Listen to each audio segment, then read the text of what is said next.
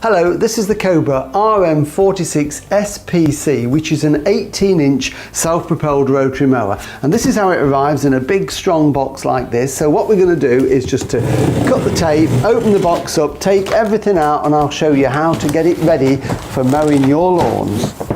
Well, I've unpacked the mower now, got it out of the box, taken off all the protective film that's put in it and the protective coverings while it's in transit. So here we have the basic mower itself. As I said, it's an 18-inch rotary mower. It's got a rear roller on it, so you get a lovely stripe on your lawn, and it's powered by this 135cc Cobra engine. So all we've got to do with that is to put the handlebars up, and I'll show you how to fix those into position. And then we've got the grass collection bag here, which goes on the back. Again, I'll show you how to install that. We've got the two manuals, one for the mower itself, one for the engine for maintenance and that type of thing, spark plug spanner and cable clip. So everything you need. The only thing you've got to supply is a 13mm spanner, and that's to put the handlebars in position. So fixing the handlebars is very easy. I'm just going to lift this out of the way for a minute. Just be careful because of the cables. We don't want to trap any cables.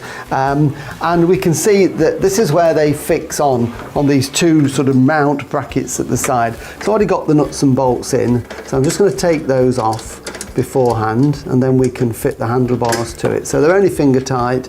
So take those off and just keep them ready to put back on in a minute.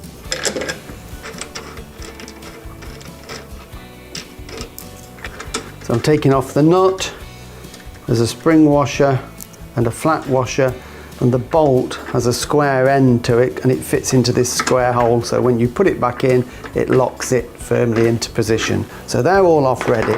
So we can now offer these into position. So I'm just going to lift it up, and it will just unfold like that, making sure again that we don't trap any cables. And what I'm going to do is bend it back the other way, if I can, like that. And what I've got to do also is to take off these protective caps on the end. Again, these are put on for transit like that. Just give them a pull off. It's just to stop this sharp edge scratching the mower while it's in transit. And then I'm going to fit these on the outside like that. So it's just a case of getting them into position. And you can do it on your own, but if you've got somebody to help you, it just makes life that little bit easier. So we just need to line them all up there with the holes, and then just push the bolt through, making sure that the square bit locks into position. And then we can then put the order back with the flat washer first, and then we put on the split washer, and then we just put the nut on, just finger tight to start with, and we get all four into position, and then we can tighten those up with the spanner. So just put the bottom one in there, give it a bit of a wiggle,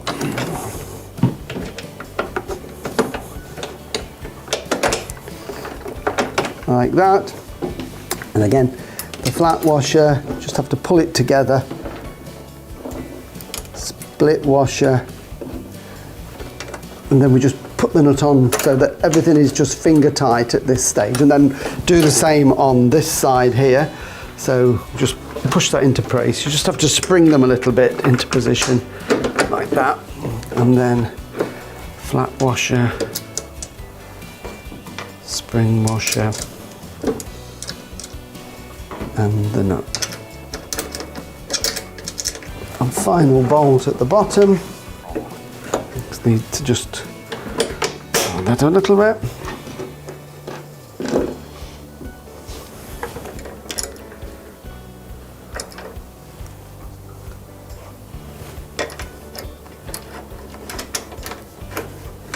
And once we've got them on finger tight, we can then get the spanner and just tighten everything up so that it holds the handlebars securely onto this red frame.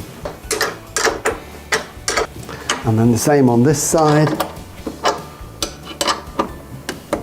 nice and tight. And the final one there, just give that a tweak up like that. So that's everything tight there. Nothing's going to vibrate loose because of the spring washer. So that's that part of the handlebar, and the next bit is very simple. It's just a case of folding this up. Now again, we need to make sure that we're not trapping any cables when we do this, so just make sure that everything is released like that. That's fine. We've already got these red handles here, these quick release handles that are adjusted to the right tension, so we can just clip those back like that. That holds that all in place. So we've now got the handlebars in position, and then what we need to do, we've got these cables here, 2 cables this side, so we've got 2 cable clips. So I'm just going to feed the cables into those, and they just simply clip over the handlebar like that, and then one on this side, just clip it over, and that just holds the cables nice and tidy, and they're not going to be flapping around and get trapped. Other thing we can do, we've got the recoil start here, which is down on the engine, but there is a little bracket halfway up the handle just to make it easier for starting. So if we just lift in this red lever here, it takes the compression off the engine, and we can then pull it out and just loop that round into that hook like that, and that's ready for when we do start it outside. The other thing we've got to do is to get the grass box ready. So it's partly put together, but we've just got to finish clipping it on to this wire frame here. So it's just a case of just use your thumb and just loosen that off a little bit. It just makes it a little bit easier to clip on because the plastic is quite rigid, and we're going to clip that on to this black frame here. So it's just a case of getting your thumb in there, pulling that open, hooking it over, and letting it click into position like that. And then likewise with this side clip, just push that through, and that one will also clip into position there, and this one here, just to hold it all nice and firm. And you'll notice on this is where it hooks on. There are 2 little plastic caps here. You can just get your thumb in there, just pull those off. There again, just to protect this in transit so that there are no sharp edges. And then what we do with the box is simply fit it in position when we're mowing.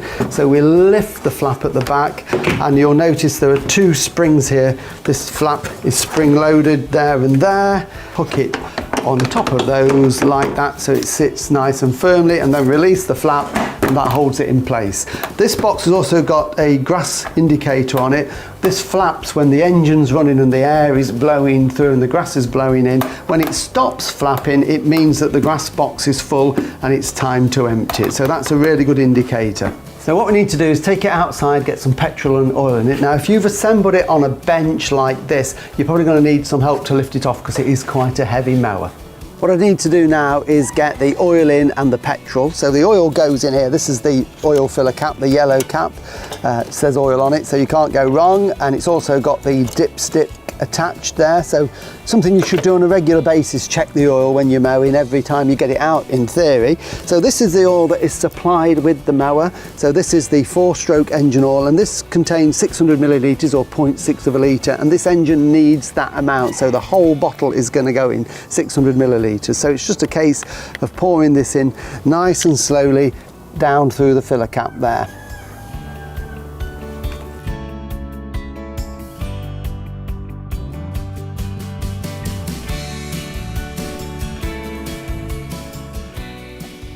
There we go, so that's the oil in, 600 millilitres. And what you would normally do, just to double check, is just allow that to settle for a few minutes and then put the dipstick back in, and always screw the dipstick fully in, and then take it out again, and we can just check that the oil level is right. And we know it will be because we've put the right amount in, but it's just best to be safe than sorry. And there it is. I can see that the oil now is on the little hatched bit at the bottom of the dipstick, which is the indicator to say it's correct. So we can put that back in. So that's the oil in. Next we need to put in some petrol, and the petrol that this mower needs is unleaded, and the fuel cap is around this side here. So always use fresh petrol. Don't use any old stale petrol that you've had lying around in a can for months and months.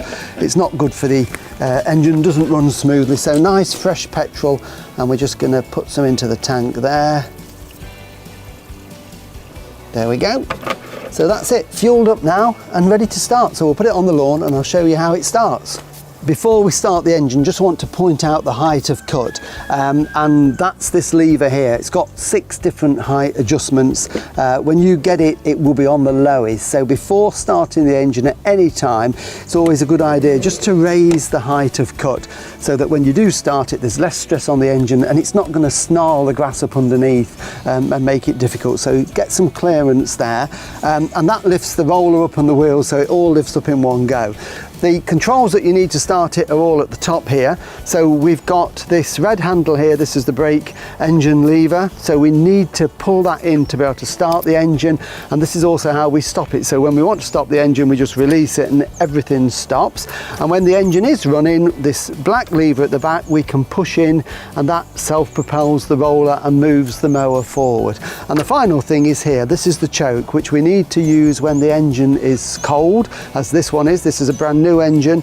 So 2 positions, we pull it back to put the choke on, which blocks the airwave a little bit and gives a richer mixture, and then when the engine fires up, we can just gradually ease that down just for a short while until the engine's running, and then push it down to the bottom for mowing mode. So really simple. So we need the choke back, I need to pull back the red lever and then pull on the recoil. Now this is a brand new engine. It takes a few pulls sometimes just to get the fuel through from the carburettor when it's new, so you've just got to go with it until it starts. So here we go, let's give it a pull. Second time, good. And there you go, running really smoothly. We put the choke off, but then to stop it we just release this lever. So there you have it. So great mower for the garden this is. Everything you need to know about it is in the manual that you get with it. So happy mowing with your Cobra. Remember to register your Cobra online at www.cobragarden.co.uk. Always have your Cobra serviced regularly. Check the website for your nearest dealer.